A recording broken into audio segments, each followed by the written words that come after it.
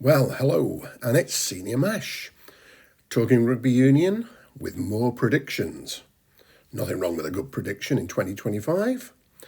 As you know, I'm using Substack to both do video pieces and some writing. The writing on Substack has been really very exciting for me, but doing these videos about rugby, I really do appreciate your support. So, one of my favourites of rugby is age grade rugby, and seeing an assessment day list of all those young folk that are going to make it one day on the rugby pitch, and how good to see Stanley Matthews on the list. Lancashire, big proponents of age grade rugby. Congratulations to all those involved, both in Lancashire rugby and those who operate the North. You do a great job, and you can change the lives of many rugby players. So let's have a look at what I've seen in week 19. It's been a pretty busy week, and I didn't manage to make my away trip. More of that in a moment. Let's have a quick look at some results. TRU's eye-catching results. Stormers 40, Sale 0. Was not expecting that. And to be honest, I thought Sale played really very well. Munster, very good win against Saracens. Sedgley, I thought it was going to be a tough game, but didn't realise just how tough. Rosslyn Park and Blackheath, Taunton and Camborne, very close games. Rosslyn Park the winners, and an honourable draw in Taunton. Weather affecting National League Rugby, and my trip to Fylde to watch them play Lymm in the National League was curtailed at 8:30 on Saturday morning. Rugby on TV, well, I had to use my Amazon Prime account. And you know, the Stormers Sale game had some interesting technical hitches. There was definitely great commentary, but the audio was completely out of sync, and it really did spoil the game for me. So let's hope that can be rectified in the future. Social media, so good to see social media being used to spread the appeal of our game.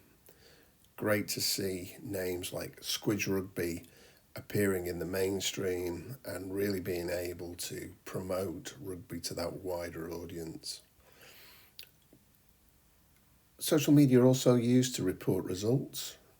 Taunton Camborne game, Oxford Harlequins Bury St Edmunds game, and the Dings Sedgley game. All on social media, all really well presented, accessible, easy to use, makes you feel like you're up to date. Call out again for Squidge Rugby. Will Owen does a lot of the analysis, and for Rugby Inside Line. Don't know any of these folk personally, but what I do see they achieve on social media, I am really positive about what they're doing to encourage everybody to get involved in our game. Well done. The good Marler and Beaumont. What next for England? When Seville was announced as the interim chair, Mr. Marler and Mr. Good were not that convinced, but Seville got out a letter this week, and it was great to see Andy Good and Joe Marler giving it a real thumbs up. Bodes well for the future of the game. This is well worth a read. And fair dues to Andy Good and Joe Marler for giving Seville's initiative their support. Well done. Let's make sure grassroots rugby goes forward. Predictions from Senior Mash. You've seen them about the British and Irish Lions. Well, let's have a look at how England are looking. This is how I expect them to announce their squad. And I know there's going to be 36 and I've only got 30.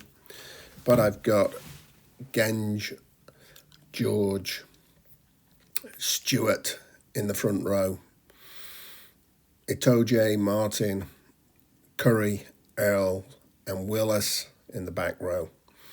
In the backs, Mitchell, Smith. On the wings, I have Murley and Freeman. In the centres, I have Slade and Lazowski. And at fullback, I have Mr. Stewart. That's my starting 15. But great to see that it's possible to pick two Smiths, Smith and Miss Smith, at number 10. And hopefully they both get the chance to shine. There's some other inclusions. Atkinson from Gloucester, I'm going to give a step up. I think that Carpenter and Roebuck from Sale deserve their chances. And it's good to see Alex Mitchell back in the mix at number 9. But that's how I think 30 of the 36 will look. And as we move on to the British and Irish Lions, I've been doing this for several months now. You know that initially I went with some of my favourites. Well, there's still 2 of those favourites going to be included. Andrew Porter starts for me alongside Johnny Matthews, and of course Tad Furlong at tight head. I've got Maro Atoje and Tag Byrne in the back row, in the locks. And as you can see, Bernard Jackman giving Andrew Porter a thumbs up, and how brilliant that Maro Itoje has played 50 European games. Really impressive. And I think this season he has been absolutely superb. So deserves a spot in the second row in my prediction for the British and Irish Lions. Elsewhere, Tommaso Williams gets that number 9 shirt alongside Marcus Smith at 10. And yes, Johnny Matthews starts at hooker, one of my favourites, but the other favourite, Mike Haley. And Mike gets that number 15 shirt in my British and Irish Lions predictions. Elsewhere, you'll see I've stuck this time with Lawrence and Ringrose in the centres. That's quite an achievement for me. And as we finish, the good, the Marler and the Beaumont. Let's get synchronicity between pictures and commentary. Good to see National League Rugby was back, even though a fair few games were impacted by the weather. And I hope you enjoy my predictions on England and the British and Irish Lions. Oh, and did I mention last time around, no Melbourne as a venue for the Rugby World Cup in 2027. Ridiculous. I just can't get over it.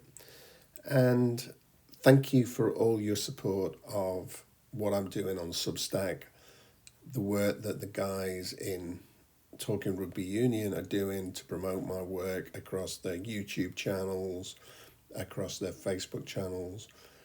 They're doing some superb work, and as ever, a big thanks to the guys at Talking Rugby Union and at National League Rugby for giving me access to their content. If you like what they're doing, definitely give them a thumbs up, give them a like, subscribe. If you like what I'm doing on Substack, I would be delighted to have you subscribe. You could learn all about my somewhat different thoughts about rugby on a weekly basis. I hope you've enjoyed this 10 minutes of rugby talk. Always a pleasure to talk rugby union. Thanks